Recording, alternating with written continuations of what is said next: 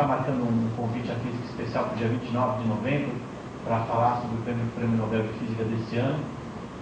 O palestrante vai ser o Tirso Vilela, do Instituto Nacional de Pesquisas Espaciais, que trabalhou com o Prêmio Nobel, inclusive, no mesmo tipo de experimento que ganhou o Prêmio Nobel desse ano. Então, dia 29 de novembro vai ter um colóquio especial sobre radiação cósmica de fundo. E hoje é um prazer para a gente receber aqui o João Steiner, que é um dos principais astrônomos do Brasil, uma das principais lideranças da astronomia e os principais responsáveis pelo Brasil estar em grandes projetos com telescópios de primeira qualidade no mundo. E, enfim, o professor João Steiner é um aluno aqui do Instituto de Física e fez de 1973, me disse, e fez doutoramento aqui também no IAG. Então, agora ele é o diretor do Instituto de Estudos Avançados nesse momento agora. Mas, enfim, é um prazer ter o professor João Steiner aqui. Muito obrigado. Está funcionando, né? Inicialmente, quero agradecer ao professor Abrão por esse gentil convite para voltar mais uma vez aqui ao estudo de física. E ele me pediu para que eu falasse alguma coisa sobre astronomia com grandes telescópios. Eu estive aqui há não muito tempo atrás e falei sobre a construção dos grandes telescópios nos quais o Brasil está envolvido, em especial o telescópio Gemini e mais especialmente o telescópio SOAR, que eu coordenei durante muito tempo, até recentemente. Então hoje eu vou falar rapidamente sobre esses telescópios, não vou entrar em muito detalhe, porque isso já fiz outra vez, e vou dar contar um pouco por que se constrói esses grandes telescópios, qual é a razão de construir mais telescópios, de se gastar dinheiro com isso, né? E contar alguns resultados recentes que mostram em que direção que as pesquisas estão andando. A missão da ciência astronômica é contar para a gente de onde viemos, onde estamos e para onde vamos. Basicamente isso. Simples. Certo? Existem diversas maneiras de contar essa história. Uma das maneiras está representada aqui nesse diagrama, que representa mais ou menos a visão moderna de onde viemos, onde estamos. E de uma certa forma para onde vamos também. Nós temos aqui a história do universo a partir do Big Bang. Deixa eu ver se eu tenho um laser pointer aqui. A partir do Big Bang, né, o universo teve um início que ocorreu há aproximadamente 13,7 bilhões de anos atrás. Quando o universo tinha da ordem de 10 na potência de menos 35 a 10 na potência de menos 32 segundos de idade, houve o chamado período de inflação. Inflação, vocês sabem, é quando as coisas crescem subitamente, sem controle. Tá certo? Nós, por exemplo, já vivemos o período de inflação diversas vezes aqui no Brasil. Os preços sobem rapidamente. No universo, a inflação foi alguma coisa muito especial, porque no intervalo muito curto, entre o instante em que o universo tinha 10 na potência de menos 35 segundos e 10 a menos 32 segundos, a dimensão dele cresceu de um fator de 10 na potência de 50. 10 na 50 é 1 seguido de 50 zeros. Isso é realmente uma inflação extraordinária, né? Em função dessa inflação, várias coisas foram definidas no universo e várias dessas coisas podem ser verificadas hoje. Por exemplo, se você pegar o princípio de incerteza logo antes do período de inflação, o princípio de incerteza de Heisenberg, né, que diz que você pode determinar a posição ou momento ou energia ou tempo, enfim, você multiplica uma combinação de dois termos, ele tem que ser menor do que um certo valor, né? H cortado, coisa do tipo, essas coisas vocês conhecem bem. Então, o princípio de incerteza de Heisenberg significa que, antes da inflação, se você imaginar uma certa incerteza na massa, ou na curvatura do universo, ou coisa do tipo, e multiplicar essa incerteza pelo fator de inflação, você tem uma massa muito maior. E essa massa muito maior corresponde aproximadamente à massa de uma galáxia. Certo? Então, hoje nós imaginamos que as galáxias existem por causa de uma combinação de dois fatores: o princípio de incerteza de Heisenberg e a inflação. Parece uma coisa extraordinária. Tem gente que acha que isso é tão extraordinário que parece conversa de bêbado. Não é. Não é. Ela funciona. A teoria de inflação funciona. Se você usar a teoria de inflação, você consegue calcular as coisas corretamente. Bom, aí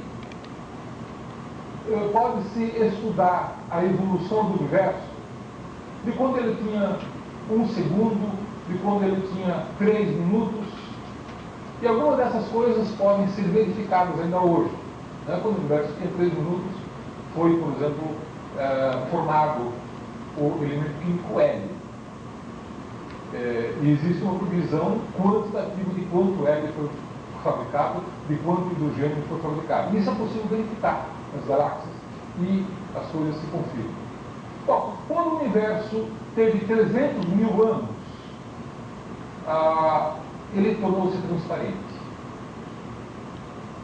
Ele tornou-se transparente e a radiação que existia na época, que antes disso havia um equilíbrio entre a matéria e a radiação era emitida e logo depois era absorvida, porque o universo não era transparente, era opaco. No momento que ele se tornou transparente, a radiação deixou de ser absorvida. Então essa radiação passou a viajar pelo universo sem encontrar absorção, sem encontrar barreira. E essa radiação nós podemos observar até hoje, que é o que nós chamamos de radiação cósmica de fundo. As primeiras galáxias se formaram quando o universo tinha aproximadamente 1 bilhão de anos. As galáxias evoluíram e hoje nós estamos num universo que, segundo as medidas mais recentes, é de 13,7 bilhões de anos. Agora, nós podemos estudar o universo local, o universo onde nós vivemos, as estrelas onde nós vivemos, as galáxias onde nós vivemos, mas podemos também estudar o passado do universo. Quando nós olhamos para longe, nós olhamos para o passado.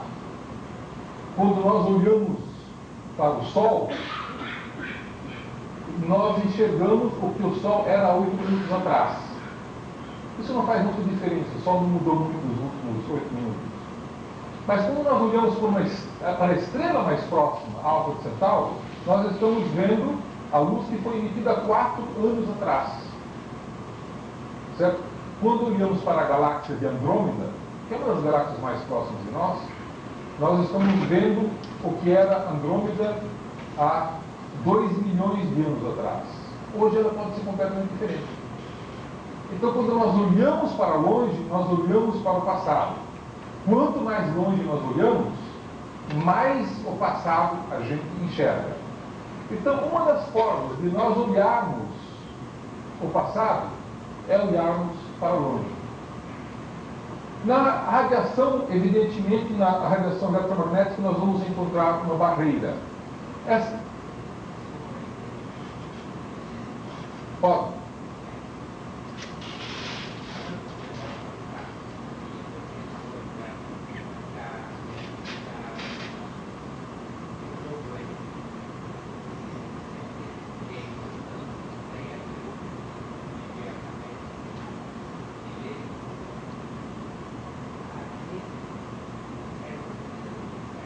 Uma boa pergunta.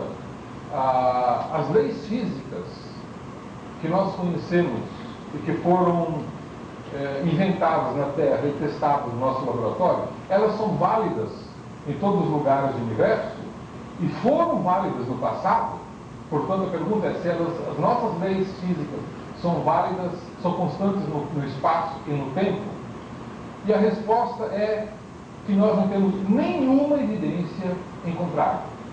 Nenhuma.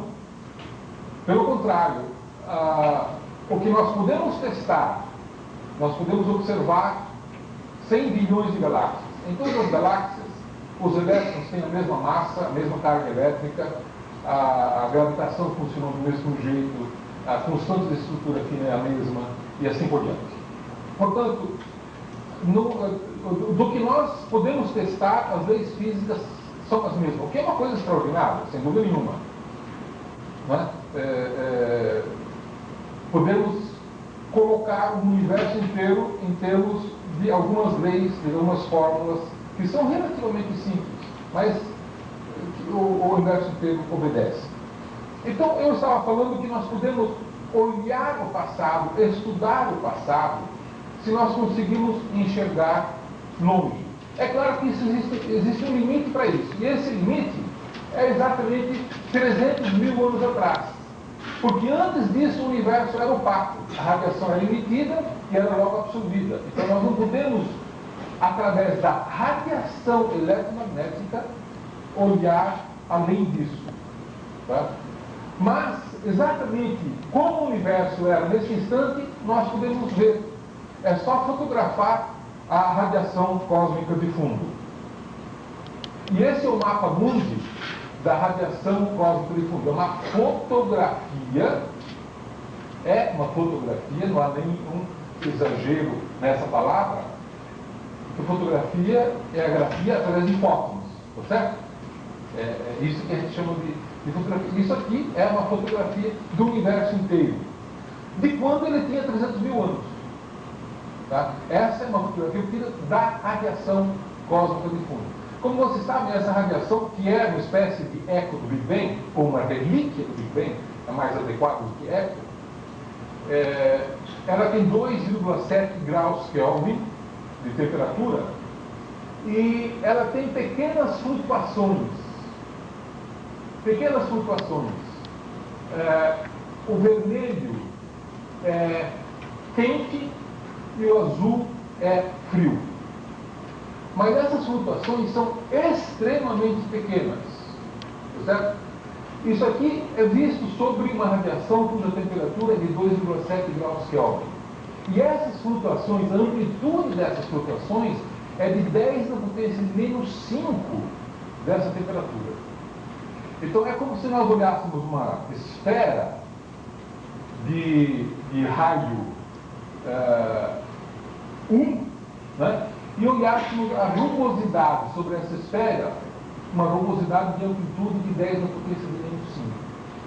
Então são flutuações extremamente pequenas. E por isso foi muito difícil de detectá-las e de medir essas flutuações. Né? Essas flutuações foram previstas no artigo de 1967, Sachs e Wolf, é de 67, eu acho, onde isso foi previsto, né?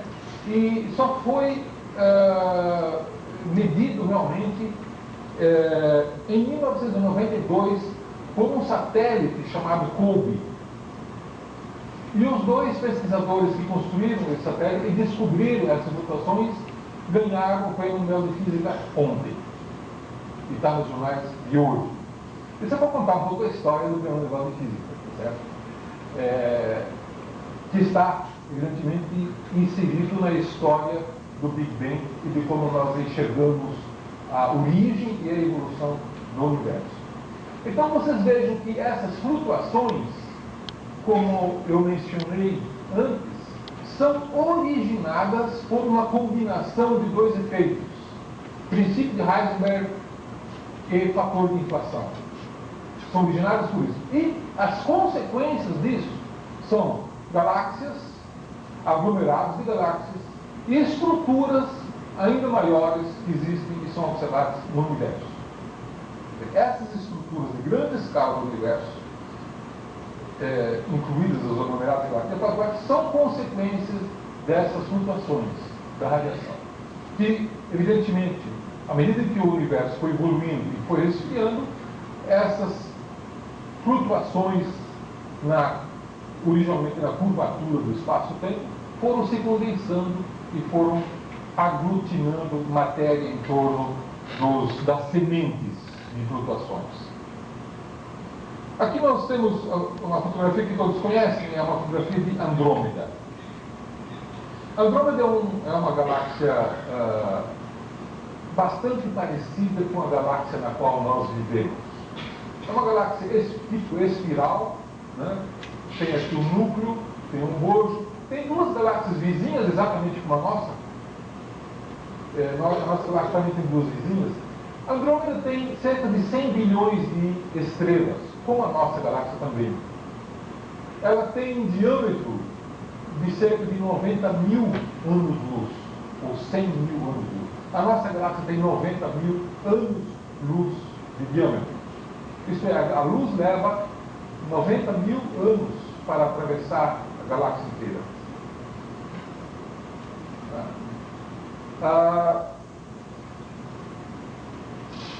Se o Sol, se isso aqui fosse a nossa galáxia, o Sol estaria localizado, seria um desses pontinhos aqui quase invisíveis, né, a cerca de 30 mil anos-luz do centro. Bom, como eu mencionei, Andrômeda está a 2 milhões de anos-luz de distância. Isso é uma distância muito próxima do ponto de vista de distâncias cósmicas. Andrômeda é a galáxia mais próxima de nós, depois das nuvens de Magalhães, que são as nossas satélites. Está no nosso quintal, 2 milhões de anos-luz. Então, quando nós queremos ver o passado, nós temos que olhar mais longe, né?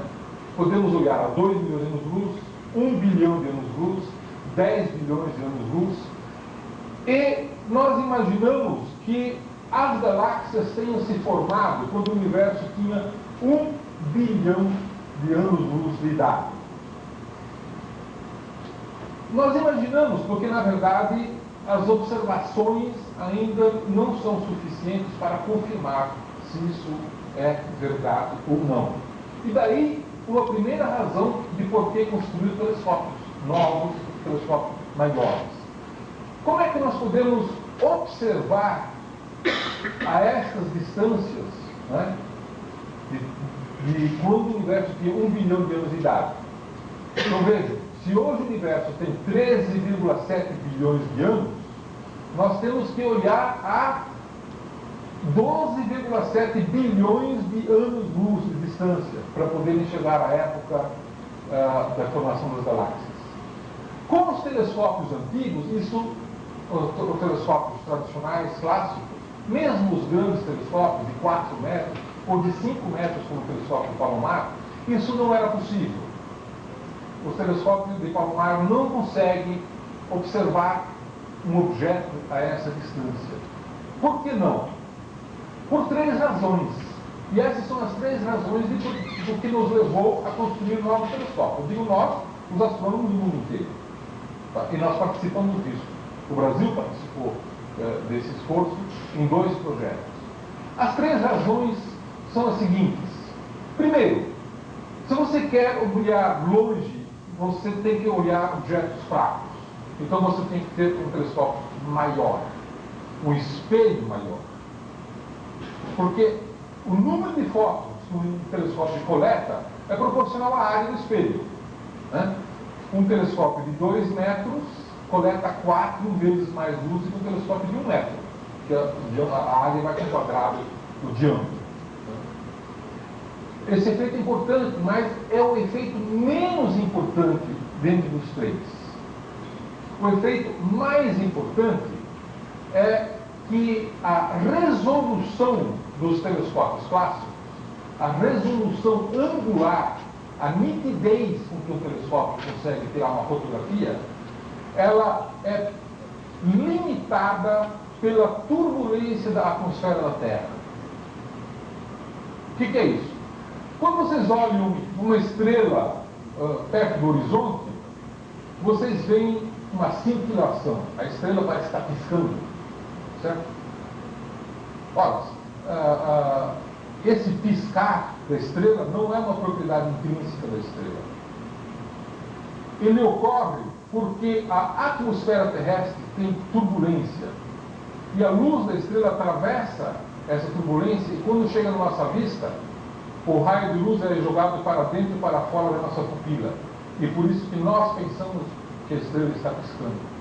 Então, essa cintilação é causada pela turbulência da atmosfera terrestre. E essa turbulência, ela também existe numa fotografia tirada do telescópio. E essa turbulência essa cintilação faz com que a fotografia saia desfocada. Por melhor que seja a óptica do telescópio, é impossível ter uma focalização perfeita, né? Então, para solucionar esse problema, inventaram de colocar um telescópio no espaço, né? O telescópio espacial Hubble foi fruto desse esforço. O que certamente foi um esforço válido, foi concebido em 1970, quando essa parecia a melhor das alternativas. Bom, eu perdi a conta de quanto custou o telescópio espacial Hubble, mas deve estar perto de 3 bilhões de dólares, certo? Que foi mais ou menos o dinheiro gasto com esse telescópio. Nenhum país no mundo tem 3 bilhões de dólares para botar no telescópio. E nem precisa mais, porque hoje existem tecnologias que permitem que a gente se livre da turbulência atmosférica, da cintilação, com um custo muito menor. E essa tecnologia chama-se ótica adaptativa. Tá certo? E não confundir ótica adaptativa com ótica ativa. Porque o telescópio moderno, ele também tem uma coisa que chama ótica ativa. O espelho primário, esse principal coletor da luz, ele é apoiado em uma porção de atuadores optomecânicos. E quando você coloca o telescópio para uma outra posição, o espelho se deforma. Pode se deformar de fração de micron, isso perturba a imagem, a óptica do céu. Então você tem esses atuadores, você faz com que eles puxem ou empurrem em cada um dos pontos, de tal forma que a superfície do espelho se torne uma parábola perfeita. Isso é ótica ativa. E essa ótica ativa, ela funciona, você precisa atuar lá a cada hora, a cada 20 minutos, a cada 2 horas. Ela é lenta. Existe uma outra coisa que se chama ótica adaptativa, que é aquela que faz uma correção na óptica do telescópio, que compensa a turbulência atmosférica. Isso é ótica adaptativa. E a turbulência atmosférica ocorre em frequências de 10 Hz, 50 Hz, coisas desse tipo. Então você tem que ler a turbulência atmosférica com uma frequência maior, codificar, ver para que lado que a turbulência está andando e corrigir a óptica, não do espelho primário. Você faz isso no espelho secundário ou no espelho terciário, que são menores, mais flexíveis. Você corrige em tempo para compensar a turbulência atmosférica. Se você conseguir compensar a turbulência atmosférica, você consegue fazer uma focalização perfeita. Certo? Você pode imaginar que isso é uma tecnologia danada de complicada. E é. Mas ela existe e funciona. E ela foi incorporada nos telescópios modernos. Então você veja o que você ganha com a óptica adaptativa. A nitidez tradicional do telescópio, que é limitada pela turbulência atmosférica, é limitada a 1 segundo de arco, aproximadamente. 1 segundo de arco é o melhor que você consegue fazer num telescópio tradicional. Se você conseguir melhorar a nitidez de 1 segundo de arco para meio segundo de arco, só de fator 2, isso equivale a multiplicar o tamanho do telescópio por um fator 2. Certo? E multiplicar a área por um fator 4. Então, se a gente conseguisse reduzir a nitidez de 1 segundo de arco para 0,1 segundo de arco, isso equivale a multiplicar o tamanho do telescópio do Monte Palomar, que é de 5 metros, para 50 metros. Isso é um ganho absolutamente extraordinário. Então, o ganho na resolução, na nitidez, através da ótica adaptativa, é maior, é muito maior do que o ganho por você aumentar o tamanho do telescópio. Certo? Então, isso é extremamente importante e é bom a gente manter isso na cabeça, né? Porque a ótica adaptativa é uma tecnologia fundamental para você fazer uma ciência melhor, para poder enxergar mais longe e com melhor nitidez. E a terceira tecnologia-chave para se fazer uma ciência mais interessante e responder questões como, por exemplo, a origem das galáxias, é que quando as galáxias se formaram, 1 bilhão de anos atrás, elas emitiram luz. Né? Porém, por causa da expansão do universo, a luz se desloca para o vermelho. É o chamado efeito de redshift. Né? O deslocamento para o vermelho. Então, a luz que foi emitida no óptico há 12 milhões de anos atrás, agora está no infravermelho. Não adianta você olhar no visível. A luz está no infravermelho. Né? Então você tem que construir um telescópio que seja capaz de observar no infravermelho, não apenas no óptico. E para isso você tem que construir um telescópio otimizado no infravermelho. Você sabe que toda matéria emite radiação, calor. Né? Calor é uma radiação infravermelho. Então, quando você constrói um telescópio no infravermelho, o próprio telescópio brilha. Isso não é muito bom, né, para observar uma galáxia distante. Então, você tem que descobrir meios de fazer com que esse telescópio brilhe o mínimo possível. E aí existem um monte de truques que têm que ser incorporados para fazer com que haja uma redução da emissão do calor do telescópio. E ter detectores que sejam capazes, ter um olho capaz de enxergar no infravermelho. Porque é uma outra tecnologia extremamente sofisticada, moderna e, na verdade, recente. E até muito tempo atrás, absolutamente sigilosa, porque ela era dominada pelos militares que não permitiam que os astrônomos usassem os detectores de infravermelho. O primeiro CCD que trouxe, o primeiro CCD do Brasil fui eu.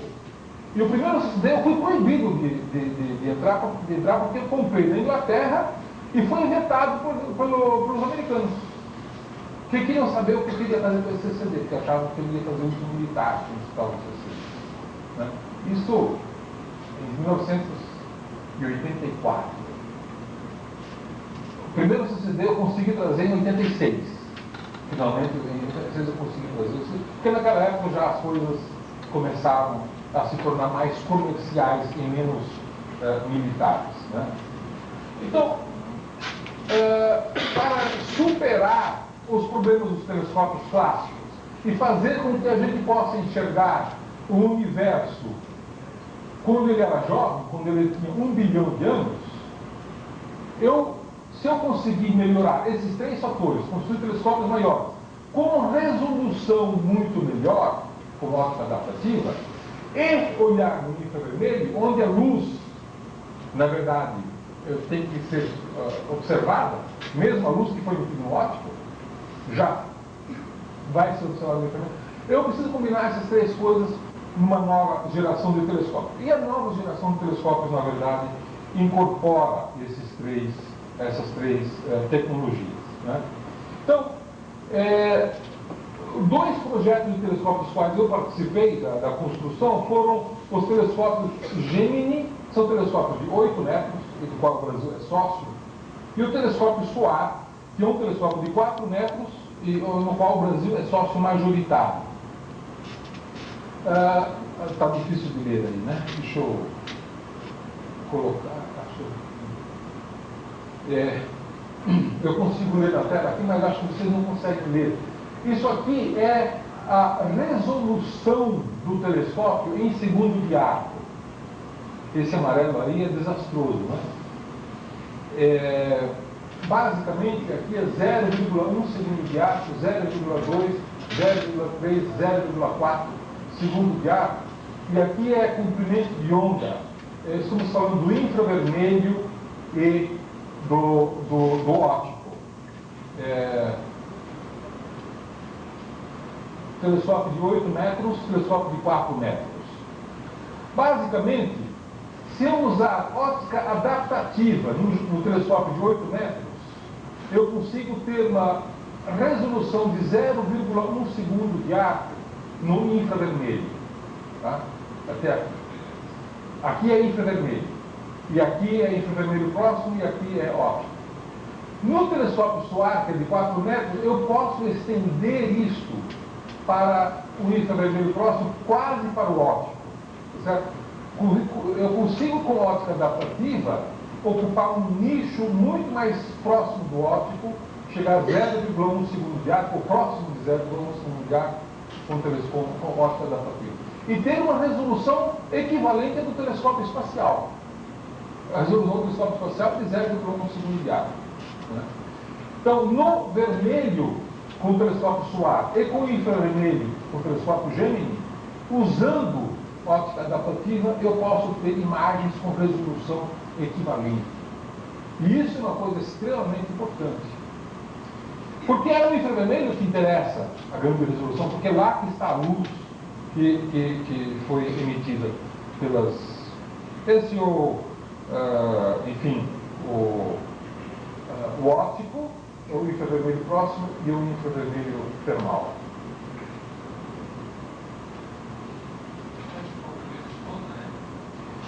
Aqui é 0,5 micron e aqui é 5 micron. 0,5 micron é a luz visível, né?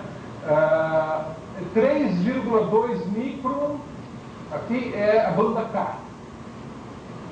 A banda K é 3,2. Então, vocês vejam que no caso do telescópio SOAR, eu tenho uma resolução ótima em torno de 1,2 a 1,6 micron. Tá? No caso do Gemini, é entre 2,2 e 3,5 micron. Bom, essa aqui é uma fotografia tirada por telescópio espacial, que é chamado o Hubble Deep Field. O Hubble Deep Field foi o seguinte: o diretor do telescópio espacial, o Bob Williams, resolveu gastar 150 órbitas do telescópio fotografando a mesma posição do céu. Né?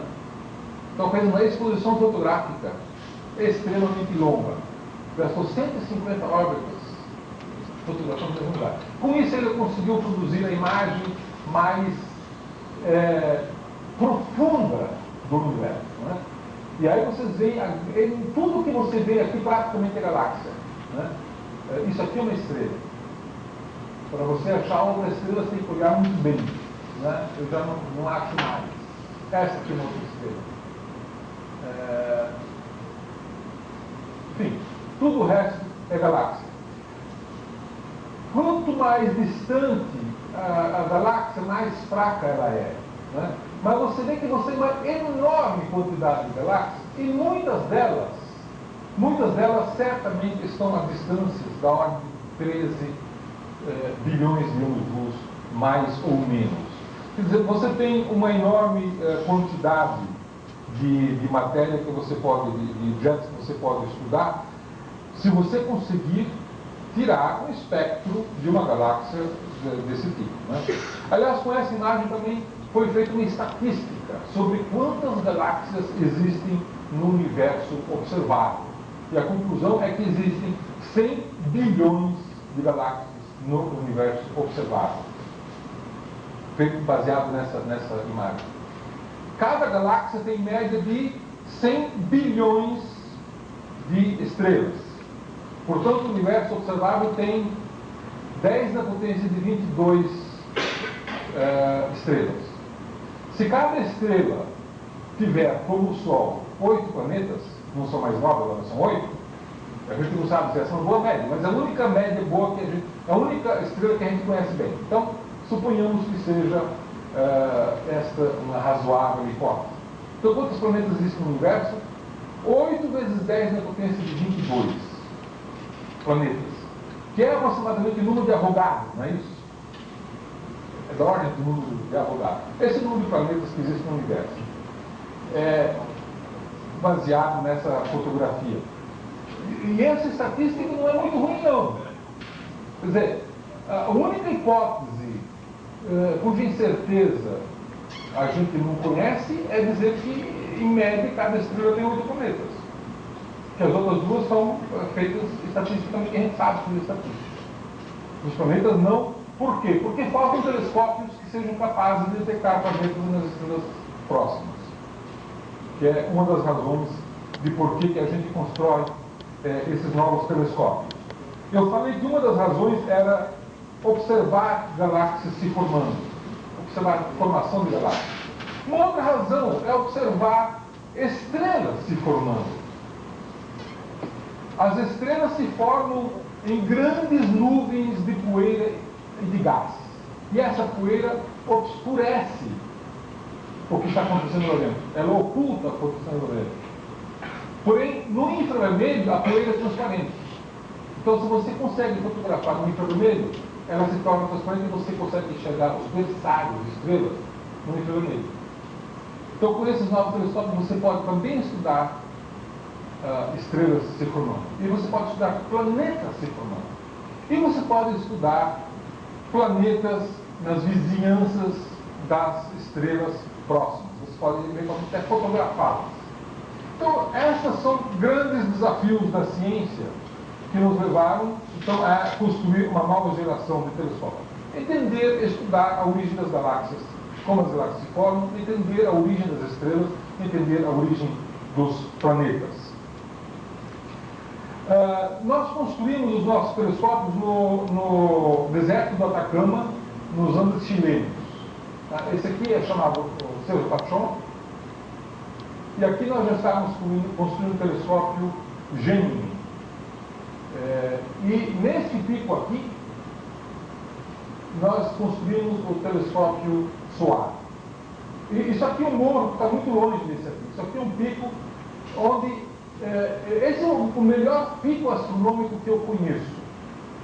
Ele é absolutamente perfeito, porque ele é extremamente estreito, né? O Gemini não foi colocado aqui porque ele não cabia em cima do pico, certo? Aqui vocês podem ver a razão de porquê, né? Nós cortamos aqui 13,6 toneladas de pedra, 13 mil metros cúbicos de pedra, não 13 toneladas. E fizemos uma rodovia para ligar ao Gemini. E quando você olha aqui para o lado, você tem um precipício de quase 1000 metros de queda. Então, isso aqui é um lugar ótimo, porque você não tem turbulência atmosférica, ou você minimiza a turbulência atmosférica de baixa altitude, né? Porque isso é um pico muito isolado. E com isso você já elimina boa parte da desfocalização da circulação fotosférica. E aqui vocês veem no fundo a Cordilheira dos Andes, né? Esse lugar aqui está a 2.800 metros de altitude. O telescópio foi fabricado em muitos lugares. A maior peça dele, que foi o anel o anel da cúpula, né, sobre a qual a cúpula gira, é uma peça um anel de 19 metros de diâmetro. Aqui vocês veem os operários. Pronto. Isso aqui no Jaguaré, foi feito aqui no Jaguaré, na metalúrgica Atlas, que tem o maior torno computadorizado das Américas. Ele é capaz de usinar peças de 22 metros, isso aqui no Jaguaré. E essa peça foi usinada aqui, no Jaguaré, e depois foi cortada, transportada para o Chile e remontada lá.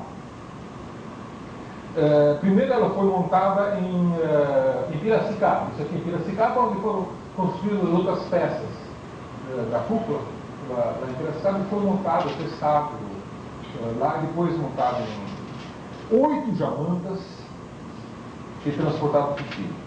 No primeiro dia, uma das jamantas capotou, estragou a metade das peças que tinha nela e teve que ser refabricado. Bom, esse aqui, eu não vou mostrar todo o processo de construção do telescópio, porque eu queria falar um pouco mais de ciência depois, e sobra pouco tempo. Aqui eu estou só mostrando a célula do espelho primário do telescópio solar. O espelho vai aqui em cima, tá? Isso aqui é a caixa onde você coloca o espelho em cima. Do lado de baixo, você tem aqui cerca de 110 atuadores optomecânicos que fazem a óptica ativa. Certo? A óptica ativa então é feita por cada uma dessas peças, que você controla todas elas no computador em tempo real. E cada vez que você move o telescópio, você tem que monitorar isso e ver se precisa fazer uma correção ou não. Aqui é a construção, a montagem do telescópio solar. Aqui no fundo o Gemini, que já estava pronto nessa época, e aqueles anéis que vocês viram sendo usinados aqui no Jaguaré, eles estão sendo erguidos aqui para ser colocados em cima e depois ser colocada a cúpula. E aí está a cúpula pronta. Para vocês terem uma ideia do tamanho do prédio, comparando com essas caminhonetes que estão aqui. Quando ele ficou pronto, a cúpula ficou pronta, uma semana depois deu uma nevasca, que vocês podem avaliar aí. O telescópio solar é o branco mais redondo que vocês conseguem enxergar.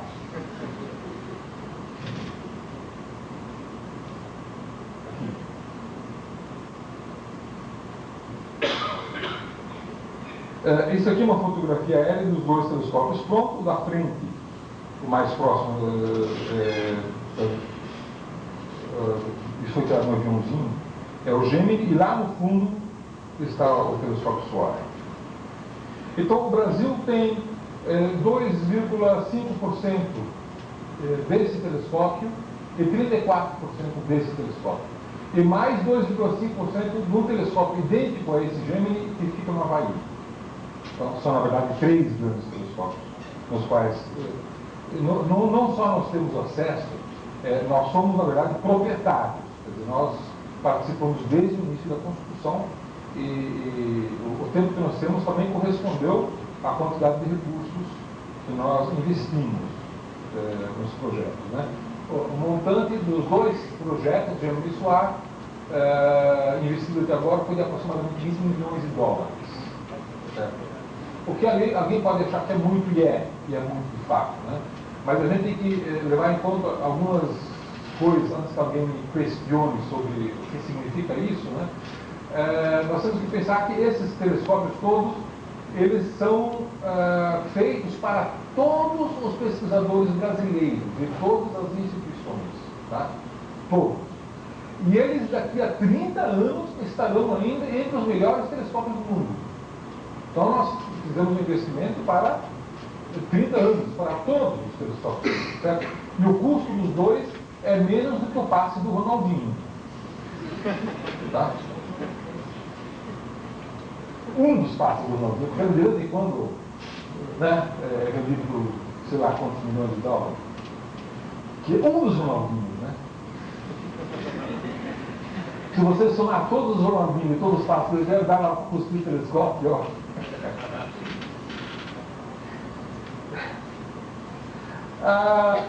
Deixa eu agora mostrar rapidamente uma coisa bastante interessante.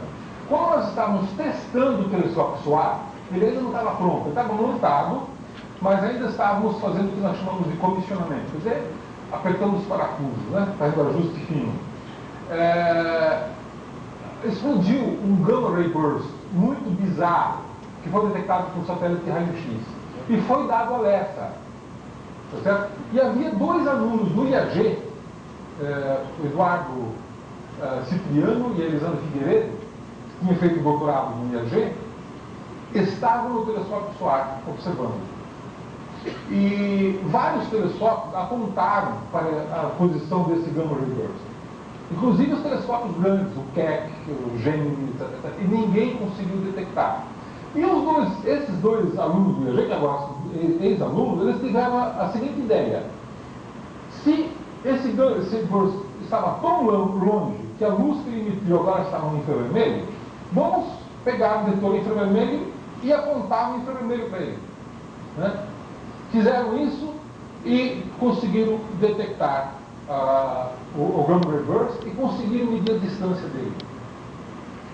E a distância dele faz com que esse objeto seja o objeto mais distante já registrado até hoje.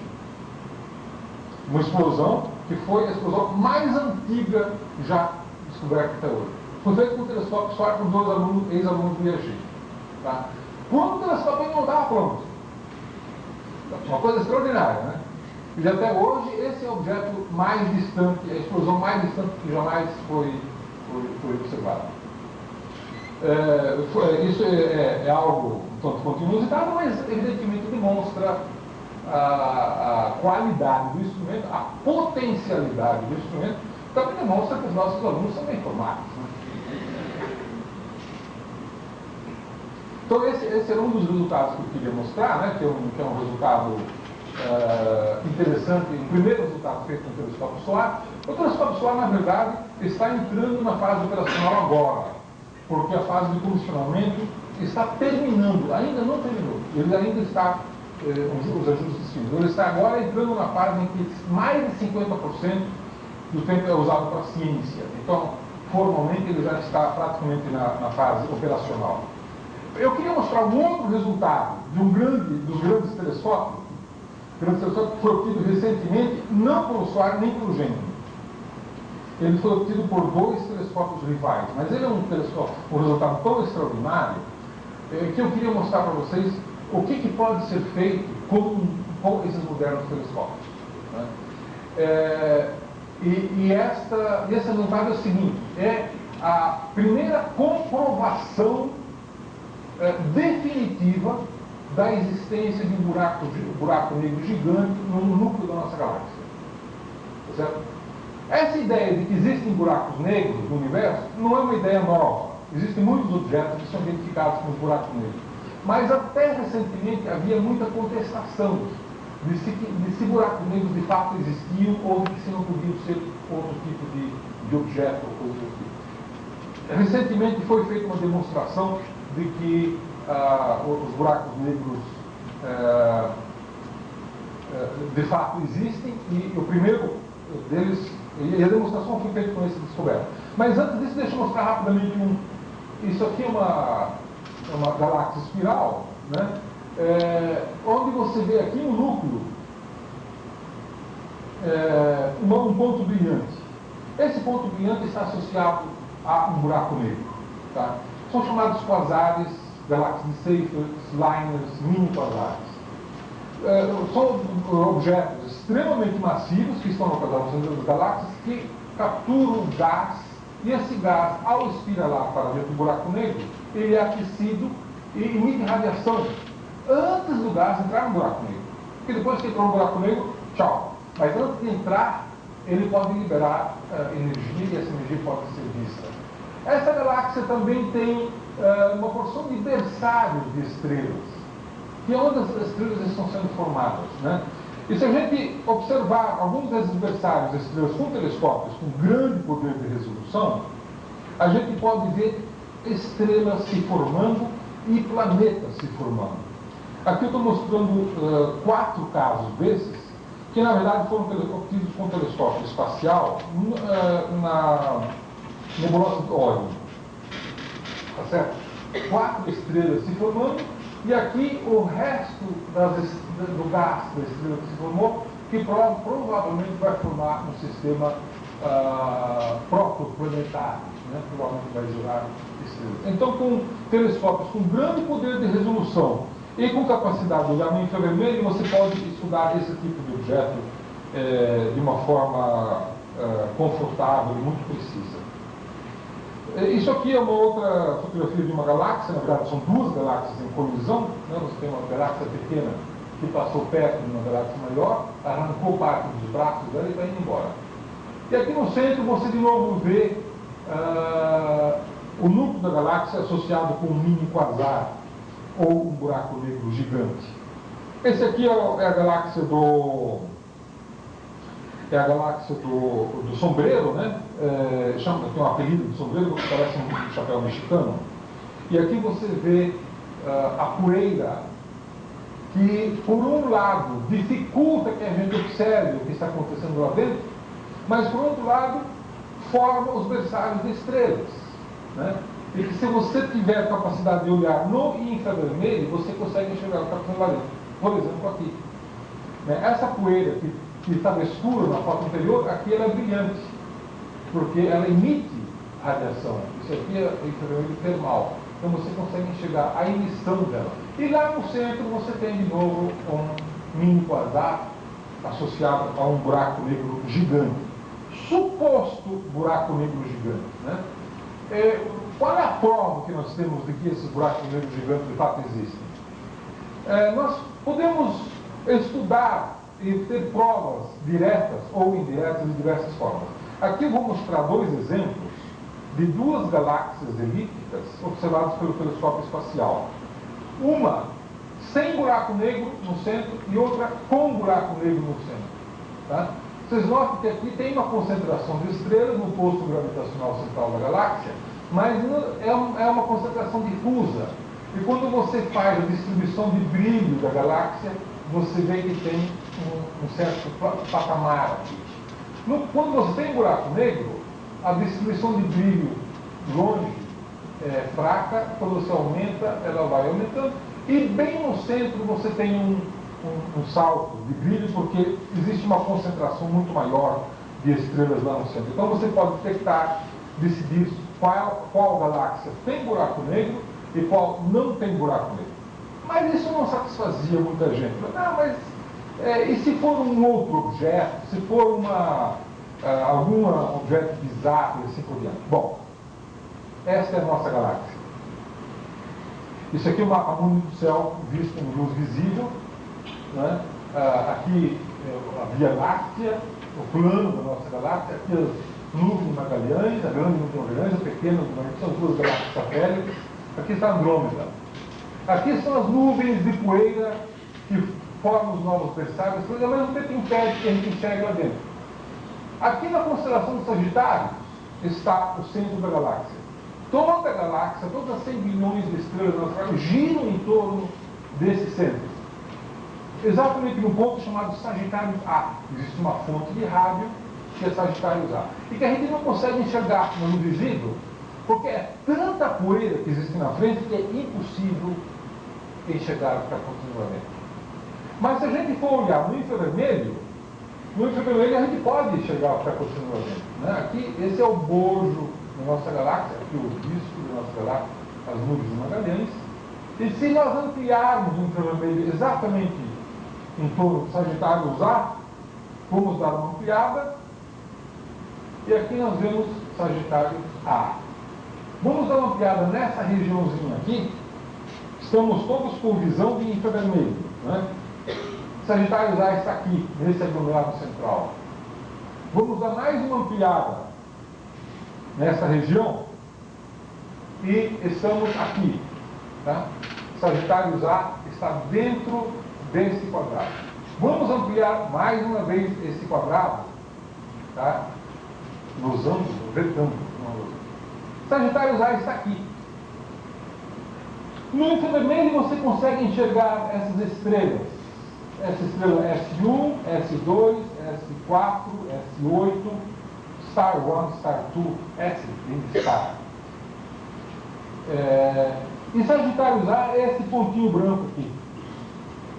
Então o que foi feito? Um telescópio VLT, um telescópio europeu, que também está instalado no Chile, ele é capaz também de fazer óptica adaptativa. E houve um grupo alemão que construiu uma câmera com óptica adaptativa e começou, no infravermelho também, e começou a monitorar a estrela S2, a posição dela. Começou a medir a posição dela. Tá? E olha só o que os caras descobriram. Em 1992, a posição dela era aqui. Sagitário A estava aqui. Em 94 estava aqui. 95, 96, 97, 98, 99, 2000, 2001, 2002.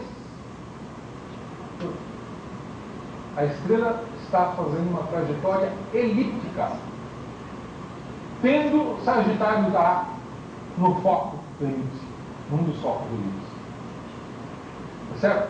Quer dizer, a estrela S2 está girando em torno de um objeto cuja massa agora pode ser determinada